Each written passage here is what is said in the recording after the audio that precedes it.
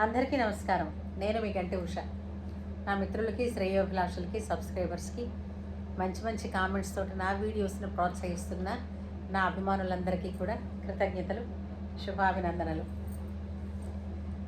మనకి ఆది గురువు అమ్మ, తర్వాత విద్య నేర్పించే గురువు.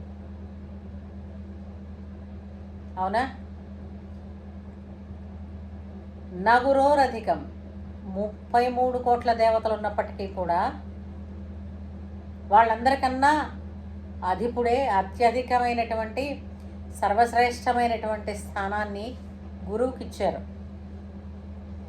అందుకే గురుర్బ్రహ్మ గురుర్విష్ణు గురుర్దేవో మహేశ్వర గురు సాక్షాత్ పరబ్రహ్మ తస్మై శ్రీ గురవే నమః అని పూర్వం అయితే ప్రతిరోజు స్కూల్ కానీ కాలేజ్ కానీ ప్రారంభించే సమయంలో ప్రేయర్ టైం అని చెప్పి గురు బ్రహ్మ అని చెప్పించేవాళ్ళు. మరి ఇప్పుడు అది చెప్పించే టైం లేదో, చెప్పించడాలు మానేశారో తెలియదు. కానీ విద్యార్థికి గురువుకి మధ్య ఉండేటటువంటి ఆ బాండింగ్ అన్నది, గురువు అంటే ఉండాల్సినటువంటి గౌరవం, భయభక్తులు, అలాగే శిష్యులు అనేసరికి ఉండాల్సినటువంటి వాత్సల్యం, ఈ రెండూ కూడా కొద్దిగా కనుమరుగైపోతున్నాయని మాత్రం చెప్పచ్చు ఖచ్చితంగా. అయితే ఇప్పుడు కాలం మారిందండి, ట్రెండ్ మారిందండి, మరి ఈ చదువు విధానాలు కూడా మారిపోయాయండి, కాబట్టి తప్పదండి అని ఇంకా అందరం అంటే ఇంకా దానికి ఏం చేయలేము, అది పక్కన పడేస్తే. కానీ విద్య నేర్పించే గురువు, బోధ చేసే గురువు మీద చెప్పు తీసుకు కొడతాననడం ఎంతవరకు సమంజసం? చెప్పు తీసి కొట్టడం కూడా ఎంతవరకు కరెక్ట్ అంటారు? దాన్ని మీకు ఇప్పటికీ తెలిసిపోయి ఉంటుంది నేను దేని గురించి మాట్లాడుతున్నాను. విశాఖపట్నంకి దగ్గరలో ఉన్నటువంటి రఘు ఇంజనీరింగ్ కాలేజీలో ఈ సంఘటననేమిటి, ఈ దుర్ఘటన చోటు చేసుకుంది. ఒక ఇంజనీరింగ్ విద్యార్థిని, కాలేజ్ రూల్స్ ప్రకారం విద్యార్థిని మొబైల్ని క్లాస్ రూమ్స్లోకి తీసుకెళ్ళకూడదు. కానీ ఆమె మొబైల్ని తను యూజ్ చేయడమే కాకుండా తన తోటి వారికి కూడా చూపిస్తూ, అందులో అంటే పాఠాలను పక్కకు పెట్టి ఈ వ్యవహారాల్లో మునగడం వలన అది తెలుసుకున్నటువంటి ఒక టీచరు ఆ మొబైల్ ఫోన్ తీసి దాచారు. తప్పమ్మా, కాలేజ్ అవర్స్లో మొబైల్ ఫోన్ వాడకూడదని.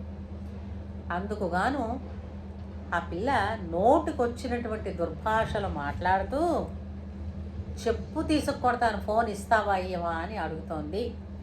మరి ఆ పేరెంట్స్ ఈ వీడియో చూసే ఉంటారు ఈ పాటికి. అమ్మ, మీరు పెంచిన సంస్కారమా ఇదంతా?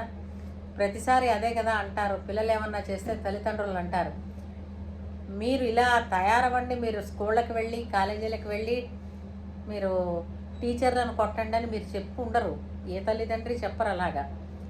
కానీ మీరిచ్చిన మొబైల్ వల్ల మీ పిల్ల నేర్చుకున్నటువంటి జ్ఞానం ఇదంతా ఎంత అప్రతిష్ట తెచ్చే పని చేసింది, ఎంతటి తప్పు చేసింది. తోటి స్టూడెంట్స్కి అది ఏ విధమైనటువంటి సందేశాన్ని ఇస్తుంది? అసలు ఇలాంటి పిల్లల్ని కాలేజీ నుంచి డిబార్ చేయాలి. అంతేకాదు, కనీసం ఒక ఏడాది పాటు ఏ కాలేజీలోని అమ్మాయికి చదువుకోవడానికి సీట్ ఇవ్వకూడదు. ఎందుకంటే తన తప్పు తనకి తెలిసి రావాలి. ఆ టీచర్ కాళ్ళ మీద పడి క్షమాపణ అడగాలి. తప్పదు. తల్లిదండ్రులుగా మీరు చేయిస్తారు, ఆ అమ్మాయికి ఆ బుద్ధి వచ్చేటట్టు చేస్తారు. తప్పమ్మా. టీచర్ని మాట అనడమే తప్పనంటే చెప్పు తీసుకుని కొట్టడానికి సిద్ధపడిపోయావా? సిద్ధపడిపోవడం ఏంటి, కొట్టావు కూడా. నోటికి వచ్చినట్టు తిట్టి చేతికి వచ్చిన దాంతో కొట్టావు. చెయ్యరాని తప్పు చేశావు. ఇది టీచర్స్ అందరికీ కూడా ఒక అవమానం. నిజంగా చెప్పాలంటే విద్యార్థినులు అంటే విద్యార్థి దశలో ఉన్నవాళ్ళు ఇలా తయారవుతున్నారనంటే అర్థమవుతోంది దేశ భవిష్యత్ ఏంటవుతుందా అని చెప్పి. ఇంతకన్నా భ్రష్టత్వం వేరే ఎక్కడా లేదమ్మా. టీచర్ని కొట్టేసి మొబైల్ ఫోన్ తీసేసుకుని ఇతర ఏం చేద్దాం అనుకుంటున్నావు? మహాపాపం. గురు దూషణే తప్పు, గురు నింద వినడం కూడా తప్పు అంటారు. అలాంటిది నువ్వు చాలా తప్పు చేసావు. దీన్ని ప్రతి ఒక్కళ్ళు కూడా, ప్రతి స్టూడెంటు కూడా ఖండించినప్పుడే ఆ అమ్మాయికి కూడా బుద్ధి వస్తుంది. అలాగే ప్రతి తల్లిదండ్రులు కూడా ఈ పనిని తప్పని చెప్పి మందలించాలి గట్టిగా. ప్రతి ఒక్కరూ కూడా ఇలాంటి దుర్ఘటనని మళ్ళీ మళ్ళీ జరగకుండా జాగ్రత్త పడాలి. తల్లిదండ్రులు పిల్లలకి బుద్ధి చెప్పాలి.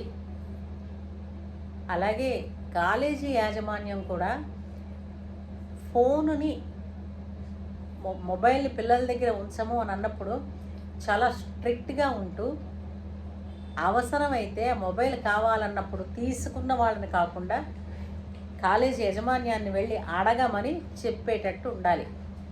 టీచర్ తీసింది టీచర్ దగ్గరే ఉంది కదా అనుకుని కొడతానని వెళ్ళింది, ప్రిన్సిపాల్ దగ్గరే ఉన్నదని అంటే వెళ్ళి కొడతారా ఎవరైనా? కొంచెం ఆ విధమైనటువంటి జాగ్రత్తలు కూడా యాజమాన్యం తీసుకుంటూ ఉంటే బాగుంటుంది. అందుచేత ఆ అమ్మాయికి గట్టిగా బుద్ధి చెప్తే సరిపోదు, ఓ 4 పడాలు కూడా. అది ఇంకెప్పుడు కూడా ఇటువంటివి దుర్ఘటనలు జరగకుండా దయచేసి, గురువు స్థానం ఉత్కృష్టమైనది కాబట్టి దాన్ని ఇంకా పెంచక్కర్లేదు. అది అలా ఉంచి ఆ విలువల్ని నిలుపుకోగలిగితే అంతే చాలు. ఏమంటారు?